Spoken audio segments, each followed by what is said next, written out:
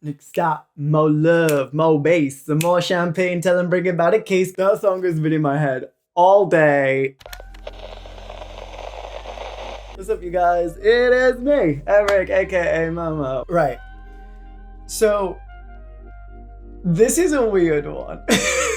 Have you ever come across a movie that was so bad that you actually just couldn't get it out of your head? No matter how hard you tried, no matter what you did, no matter what you did afterwards, no matter where you went, no matter who you talked to, you just couldn't get this movie out of your head. I think I'm still in shock from just how bad this movie was. So as you may know from my previous videos, I do not block my brows down on camera because it takes so long. However, today, I'm making an exception. So much to talk about. And I fear that if I don't block down my brows on camera, I won't get through everything.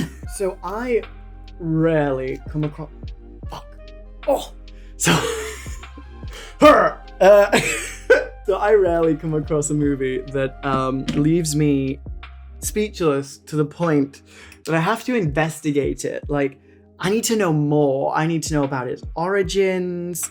I need to know about where it came from, because something has clearly just gone so terribly wrong. So let me set the scene for you.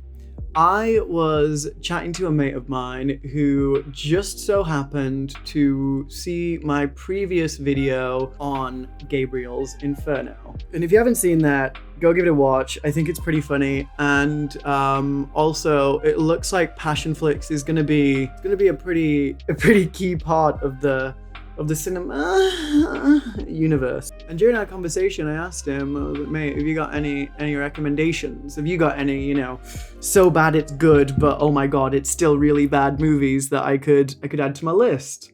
And straight away, he was like, mate, you have to watch Troll 2. And I thought that he was talking about that kids movie, Trolls.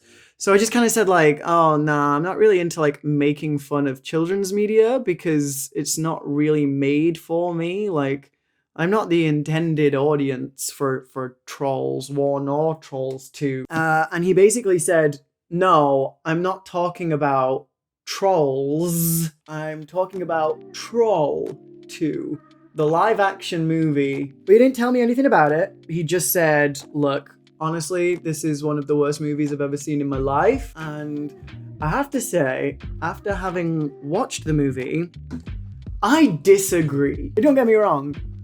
Is it a technically good movie? No. Does the story make any sense? No. Is the acting good? Are the effects good? Does it have any redeeming qualities whatsoever? No. But I have to say, I thoroughly enjoyed watching this movie. And I'm not gonna lie, I went deep into this movie. I was reading articles. I was looking at what the cast have been doing. Like, I really went down the rabbit hole that is Troll 2. So apparently this movie has garnered somewhat of a cult following since its release, and it's honestly just a movie that completely passed me by. I'd never heard of it, I'd never seen it discussed online. Like, there's this cinema in London called the Prince Charles that I go to, where they play, cult movies with a cult following.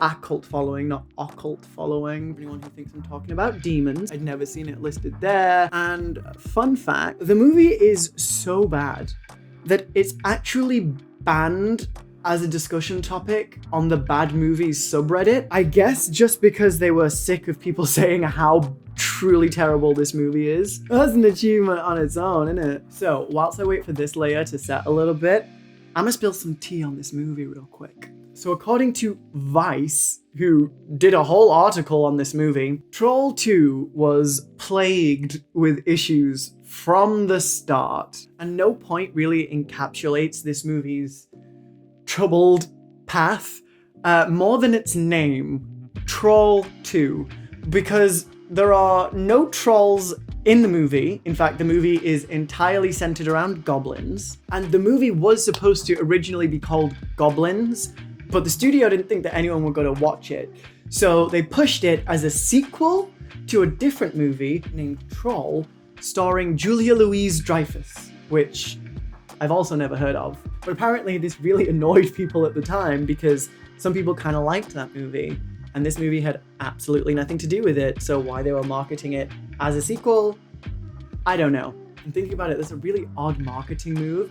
It's basically like going to watch Avengers 2 and then them just playing Garfield. It's a strange decision, but interesting nonetheless. In fact, the scriptwriter is quoted as saying, so I wrote Goblin, the original name of Troll 2, a crazy cosmic horror about vegan fanaticism, about friendship, about the fear of love, of sex, of growing up and changing, of becoming adults, but also about Mother Earth, which defends its nature against the devastating man, and also a little bit about environmentalism. Seems like a lot to cover in a movie about goblins. The Labyrinth just had David Bowie in leather pants. All that aside, the real tea is that apparently the movie was entirely written because the writer was angry that a friend of theirs turned vegetarian. Petty goals. I aspire to that level of petty. You come to my house and refuse my bologna sandwich because you're vegetarian now? I'm gonna write a whole screenplay about the evils of vegetarianism. So the director of the movie is a guy called Claudio Fragrasso. I'm probably butchering that entirely, but who, by all accounts, is a crazy person. Whilst making the movie, Claudio did not speak very good English, and neither did the scriptwriter. And for some reason, he insisted that all of the actors read their lines verbatim. So, like, you have to read the line exactly as it's written, even if it doesn't make sense. So you had these, like, native English speakers who were trying to change words, essentially, to make the sentence make sense in English. But he was just like, no, just read it exactly how I wrote it, and thank you very much. And also, apparently, Claudio hates actors, which I guess a director is a really good thing to be.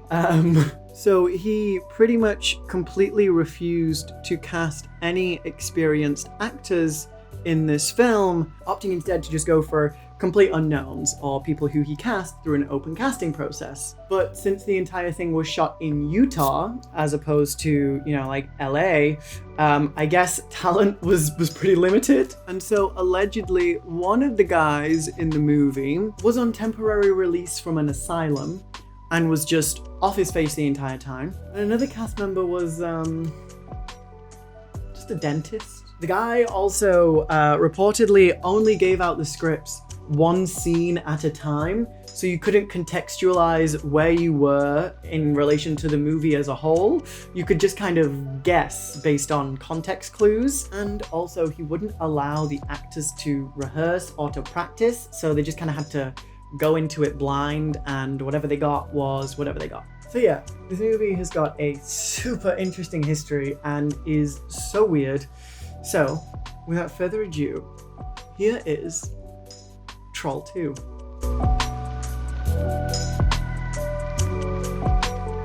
Not me, the guy who literally only does beauty makeup. Trying to figure out how to apply a bald cap live on film. Is this the back? So the movie starts, and we're introduced to Grandpa Seth, who is telling a story to a child named Joshua. And he's telling us the story of a man named Stephen who went into the woods and saw some goblins and was essentially attacked by them and killed by them. The grandpa tells us that goblins are evil and, quote, that they don't have to justify their evil, which I'm pretty sure is just a really lazy way of saying they're evil, don't question it. Also, it does cut to him running away from the goblins, and he's wearing this. Like, I know this movie was made in the 90s, but I don't really think that this Peter Pan chic was popular even then. And we also get our first look at the goblins, who look like this. So we're also given a bit of insight into the goblins' powers here. So as it turns out, goblins can transform into people. And they do this essentially to get people to trust them, and then they kill them. And we're also told that goblins kill humans by making them eat or drink 90s Nickelodeon goo, and that this goo essentially turns you into a hybrid of human and plant, because plants are a goblin's favorite thing to eat. Why a goblin just doesn't eat plants, we don't know. But the movie does state that goblins are vegetarian. I guess humans don't count. This is why I don't do this type of makeup. We then cut back to Josh, whose mother enters the room for just a little bit of exposition, and she informs us that Grandpa Seth has actually been dead for like 6 months and that the child is having hallucinations of his dead grandpa. She also explains that the family are going on vacation tomorrow and that Josh should get some sleep. We then, for some reason, cut to some sex. We just cut to a girl who is later revealed to be Josh's sister, named Holly, who's doing a home workout in this outfit. I don't think I've ever looked that sexy whilst working out, and I wear this kind of stuff. Holly is visited by her boyfriend. I don't remember his name, so I'm just gonna call him Holly's boyfriend. And this scene was hilarious to me because essentially the boyfriend surprises Holly. She didn't know he was gonna be there. And so since she is surprised by him, sneaking through her window, she swiftly knees him in the nuts. And then instead of saying like, ouch, her boyfriend replies with this. Are you nuts? He trying to turn me into a homo? To which Holly simply says, well, if my dad finds you in here, he'll castrate you and eat your nuts. Which, I'm not gonna lie, did send me down a mental rabbit hole, thinking like, okay, so if I'm a serial killer and I am straight, but I kill a guy and then I eat him and I eat his nuts, does that like make me gay? I would like to point out that Holly's acting is very 90s to me. Like, she really, really, really reminds me of Jessie Spano from Saved by the Bell, but specifically when she's in Showgirls as Nomi. Like, it's a very Nomi performance. I guess that might mean absolutely nothing to some people, but if you've seen Showgirls, you'll understand what I'm saying. So in the next scene, the whole family is in the car on their way to their holiday, and they explain that it's kind of like a house swap situation. So essentially they're gonna meet another family, they're gonna stay in their house, and the other family's gonna go back and stay in their house. And then because they're arguing, Joshua's mother gets really upset, and in order to cut the tension, demands that Joshua sing her that song that she liked. And Joshua's like, no, I don't want to sing. And she's like, oh, just sing, start singing for me. And then it turns out that that song that she likes is row, row, row your boat. Row, row, row your boat gently down a stream. Merrily, merrily, merrily, merrily, life is but a dream. Merrily, merrily, merrily, merrily, life is but a dream. Row, row, row your boat gently down the stream. Merrily, merrily, merrily, merrily, life is but a dream. We then cut to a scene where Joshua, just for no apparent reason, has green goo dripping out of his face. And the mother is looking at him, telling him, you're a pig, Joshua, you're a pig. And then sticks and vines start to like grow out of his hands. I'm just gonna have to be fully topless now, aren't I? Okay. I tried to give you some modesty, okay? I tried a little bit. And then it turns out it's a dream sequence, which... Oh, kind of thought that would have been funny. That's your opening to the movie. Child dies in car. So the family arrive at their vacation destination, a farm in the middle of nowhere, and I don't exactly know how to say this politely, but these people just look racist. This is not a town I would go to voluntarily. Like, You feel like if one of their daughters brought home like any person of color, they just immediately start complaining about the purity of the bloodlines or something. But anyway, they enter their vacation house, and Joshua is just continuing to have hallucinations of his dead grandfather, who is now telling him that he cannot, under any circumstances, let his family eat. Because if they eat, they will turn into goblins and die. And the grandpa, like, tells Joshua this, like, just as the family are about to tuck into some food. And then Joshua's like, okay, cool. Well, how do I get them to not eat? And the grandpa says, I will freeze time for 30 seconds. You've just got that long to figure out how to make these people not eat anything. So in order to stop them eating, I thought that he was just gonna, like, you know, smack the food out of their mouth and like maybe like push the table over or something. But no, instead of that, Joshua stands on a chair next to the table, pulls down his pants and just pisses. He literally just pees on his family and on their food. Yeah. That's it. That's how he intends to stop them from eating. This was so unexpected to me. His sister is about to eat corn on the cob. She's just like... So he essentially just pissed on his sister. Don't do it. Points for surprising me, I guess. The father then obviously gets really mad because his son just pissed on him, and we're treated to what I believe is like the film's most famous line. They've given us hospitality, and you don't piss on hospitality. But to punish his child for, you know, pissing on things, the dad decides to go on a hunger strike, which is not exactly how I would do it, but, you know, who am I to question your parenting decisions? We then cut to a sequence involving Holly's boyfriend's friends. They have tagged along on this holiday, and one of the boyfriend's friends meets a girl who is running away from something. So he goes over to her and he's like, oh, like, are you okay? Like, what's going on? And she's freaking out about some monsters. He's like, what are you talking about? And then it turns out that she is being chased by goblins. And the friend is stabbed with a stick in kind of like a spear-like motion. And then they essentially go to like hide in this house. And then we are treated to probably one of the best entrances in cinematic history.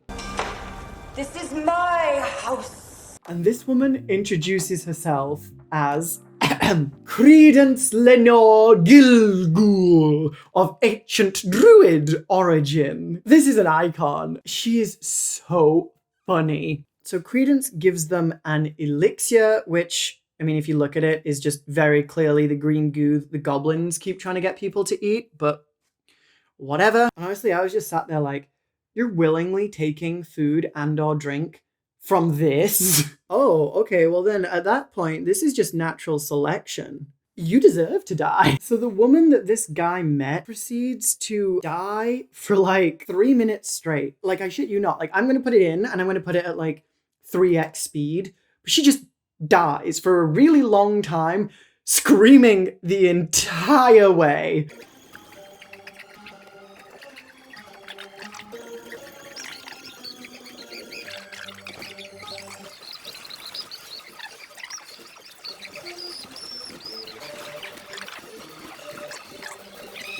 It kind of reminds me of one of those really overacted Indian dramas. And then the inevitable happens. She is turned into goo and eaten by goblins. And he is turned into a tree. I'm not really sure how they decide who turns into a tree and who gets eaten by the goblins. But I guess that's not a question I'm supposed to be asking. We then cut back to Holly, who for some reason gives us a full-on dance routine. And then over to Holly's boyfriend, who, as I mentioned, followed them on the holiday. And for his insistence on, you know, not being gay, he is in bed with another guy and they're both topless. So that's interesting. And then one of his friends that came with him is this guy. And bitch, even in the 90s, this guy was gay. I shit you not, he even gets some special milk from a guy at the store, and the label reads, high in vitamin D. Special milk, high in vitamin content. Did I write this? Is this my movie? Then Credence goes over to where the family is staying and offers them a cake in the least conspicuous manner ever. It's me. So at this point in the video, I just randomly started referring to Joshua as Jake. I'm not gonna re-record, so sorry, honey, it's what it is. You're just gonna have to deal with it, okay? Thanks, bye. Jake then goes on a little adventure, and he sees that the family that essentially they traded homes with didn't leave town. They're still there, and in fact, they're at church. So he kind of follows them into the church and is hiding in the ceiling. And there is a pastor preaching about the evils of meat eating. Hamburgers, hot dogs, steak. They are all the vices of humankind. They give them hemorrhoids and high cholesterol. And I will give the movie this. They did manage to get off a jump scare. As Jake was hiding in the ceiling, I just kind of assumed that it'd be too high for anyone to get to. But no, because somehow this happens. I guess goblins just have really long arms or something. And then obviously Jake is captured by the goblins and they try to force feed him some ice cream, but he's saved by his father. And you remember the guy who Credence turned into a tree earlier in the movie? Well, the obviously not gay guy goes to try and save him. And as punishment for, I guess, his friend trying to save him, Credence whips out a chainsaw and, let's just say, removes the guy's twig. So Jake, Holly, and the boyfriend all go back to the house where they're staying. And there's just like a bunch of people there, just like a bunch of village folk. They're having a party that they've thrown in their honor to, welcome them. And again, it's a lot of very white people dancing around in circles whilst this church guy calls them his children. No way. But they brought them loads of food to eat. And obviously Jake is immediately like, no, don't eat the food. You'll all die and turn into goblins. And then we cut to Credence, who turns into a goblin for some reason, and then gets her hand cut off by Grandpa Seth, who is like alive again, I guess, but only for a second. Really know the logistics of that one. And then in an amazing act of parenting, Grandpa Seth tells Jake, hey, we're just gonna burn this place to the ground, and hands him a Molotov cocktail and is like, let them all burn, including your family that's inside. And Jake's about to throw this cocktail when he's stopped by the preacher man. You remember the creepy preacher that I talked about earlier, who's like, yeah, no, you're not going to be doing this today. The preacher then banishes the grandpa back to hell, which, why is the grandpa in hell? What did he do? But somehow before he departs, the grandpa manages to utilize the power of lightning and sets the preacher on fire. Just immolate another human right in front of your grandchild. That seems like great parenting. But the goblin was burned in his human form, and when he was burned, the corpse was a goblin. So now the jig is up and everybody knows that Jake was right all along and that these people are, in fact, goblins. Meanwhile, Credence prays to the Lord of Magic, whoever that is, and gets turned hot. It makes her sexy. And she decides to sexy dance on the television in front of the final remaining friend of Holly's boyfriend. So she does a sexy dance for him, and he's like, oh, who are you? And she's like, oh, I'm not just on the television. I'm like in real life too. Come outside and get a taste. So he goes outside and he's like, oh, like, yeah, you're real. And she's just there like, hey, big boy. She then presents him with some corn and is like, all right. And he's like, oh, well, I do like popcorn. And then they start like making out either end of this corn husk. And you know what? I'm just gonna have to play it because this scene was so fucking funny to me. I can't explain it other than I just could not stop laughing. It was so funny. Just, here you go.